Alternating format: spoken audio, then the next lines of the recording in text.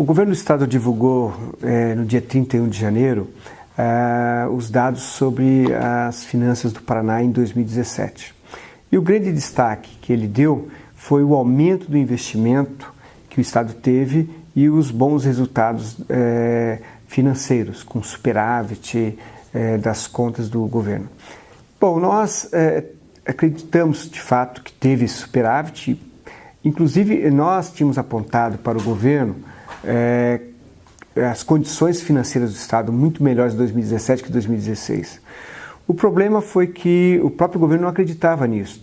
Então, a Cefa, e nós travamos essa discussão intensamente em 2017 com o governo, a Cefa estimava uma queda da receita em 2017. Isto fez com que o governo suspendesse o reajuste dos servidores, que devia ser pago em janeiro e maio, contingenciasse os orçamentos dos órgãos, inclusive da SED, em 15%. E nós dizíamos que essas medidas não se sustentavam com base nessa previsão de queda da receita da Cefa.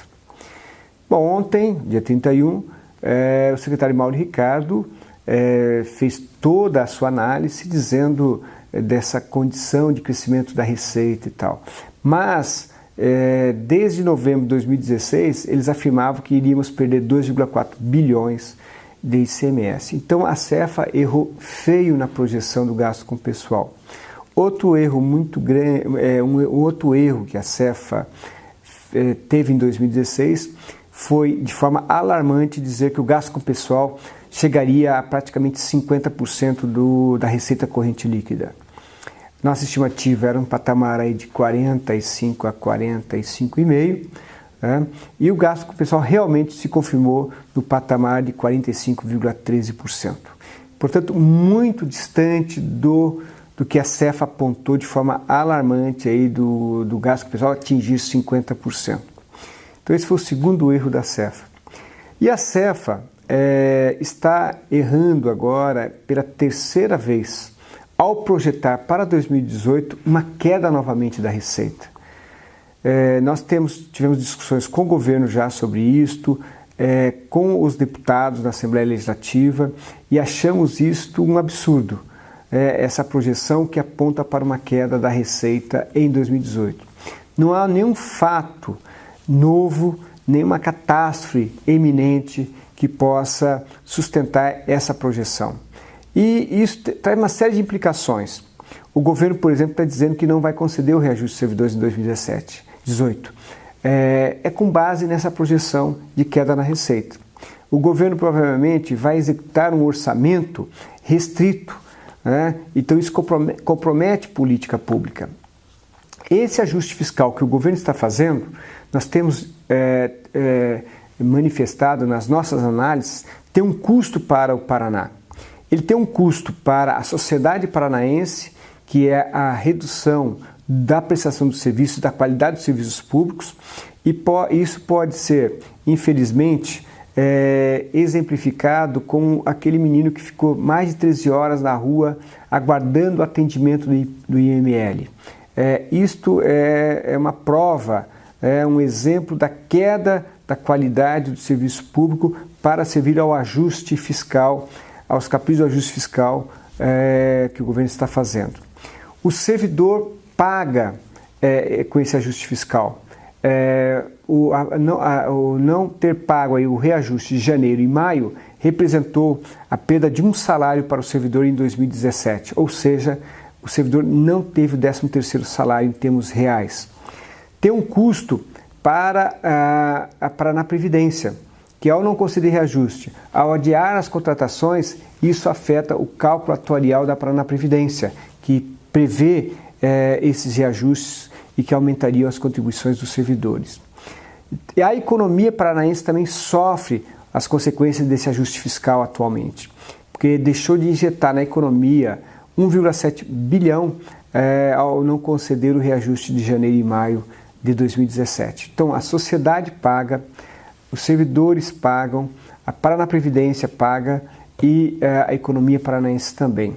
E não há o que justifica a permanência desse ajuste fiscal. O governo mesmo divulgou que ele está tendo superávit. A disponibilidade, o governo tem hoje no seu caixa livre recursos da ordem de 2,7 bilhões.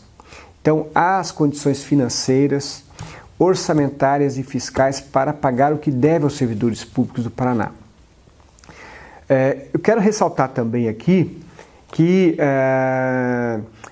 quando o governo faz essa análise, ele sempre compara o Paraná com os demais estados.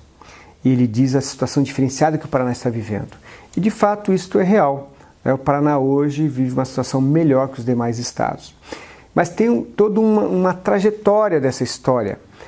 O Paraná entrou em crise fiscal antes dos demais estados. Então há uma diferença temporal e também na qualidade do ajuste fiscal entre o Paraná e os demais estados. O Paraná entrou em crise fiscal em 2013 e 2014, portanto em pleno crescimento da economia. Os demais estados entraram em crise fiscal em 2015 e 2016, com o país e o Paraná em recessão. Então, há uma diferença temporal e também da condição macro como esses estados entraram em recessão. Agora, como que um estado entra em recessão, em crise fiscal, aliás, com a economia crescendo, com má gestão? Então, isso que aconteceu no primeiro mandato do governador Beto Richa. A má gestão desse mandato fez com que chegasse ao final de 2014 e nós estimamos num déficit aí de 3 a 5 bilhões de reais. Os demais estados, eles entraram em recessão, em crise fiscal com a recessão, que impactou aí as receitas desses estados. Então, no caso do Paraná foi má gestão, no caso dos demais estados foi a condição da economia, a recessão que afetou as receitas. Essa foi a diferença da qualidade da crise fiscal do Paraná e dos demais estados. Então, o governo do estado fez o ajuste fiscal a partir de 2015, continuou em 2016, em 2017 e aponta que vai continuar em 2018 também. E o que ocorreu aqui no Paraná? Que teve aquele déficit de 3 a 5 bilhões no final de 2014 e hoje está com saldo positivo na faixa aí de 2,8 bilhões. Qual foi o milagre aí? Foi através de algumas medidas que principalmente retirando o direito dos servidores. Começou lá em maio de 2015, não aplicando o reajuste da database. Isso redundou em uma economia de 800 a 1 bilhão de real. Teve a migração da massa na Previdência. 33 mil aposentados saíram do fundo financeiro, que é pago com recursos do Tesouro, e foram para o fundo previdenciário, que é pago com a poupança dos servidores. Isso é 2 bilhões ano. O governo não tem recolhido a contribuição dos inativos, a sua parte patronal. Isso é aproximadamente 300 milhões de reais. Não pagou a database dos servidores de janeiro e maio de 2017. Isto é 1,7 bilhão. Reduziu de forma inescrupulosa o salário do PSS, retirando aí R$ 189 do salário de um pai e mãe de família que ganha R$ 1.200. Uma medida não é nem de ajuste fiscal, é de perversidade. Isto representa 74 milhões. Reduziu a atividade, 500 milhões. Então, grande parte do ajuste fiscal se deu na retirada de direitos dos servidores. A outra parte da mágica desse ajuste, ele se dá na venda de patrimônio do Estado. Então, o governo do Estado vendeu ações da Sanepar no montante de 1 bilhão e 200 milhões, aproximadamente. Vendeu ações da Copel em valor aproximado de 1 bilhão e 100 milhões. E outros recebíveis que ele trabalhou ao longo desse tempo aí, vendendo patrimônio do Estado. E a terceira perna dessa sustentação desse ajuste fiscal, dessa mágica aí, foi empenhar o futuro. Então o governo fez operações de venda do ICMS futuro, o ICMS que iria receber no futuro. Fez isso em dezembro de 2014, quando o Mauro Ricardo já estava, não era secretário ainda, mas já estava administrando as finanças do Paraná. Fez isso em janeiro de 2017 e agora em janeiro de 2018, no montante de 2 bilhões e 400 milhões. foram principalmente essas medidas que fizeram que o governo saísse de um déficit de 3 a 5 bilhões lá em dezembro de 2014 para um superávit hoje de aproximadamente 3 bilhões de reais. Então, nós temos discutido isso muito com o governo, colocado toda essa nossa análise e dizendo que manter a suspensão do reajuste salarial, manter a redução do salário do PSS não tem justificativa financeira, orçamentária e fiscal, a não ser um capricho, uma visão muito curta, uma visão muito só de ajuste na despesa, sem entender as repercussões que esse ajuste fiscal hoje traz para a sociedade, para os servidores, para a Previdência e para a economia do Estado.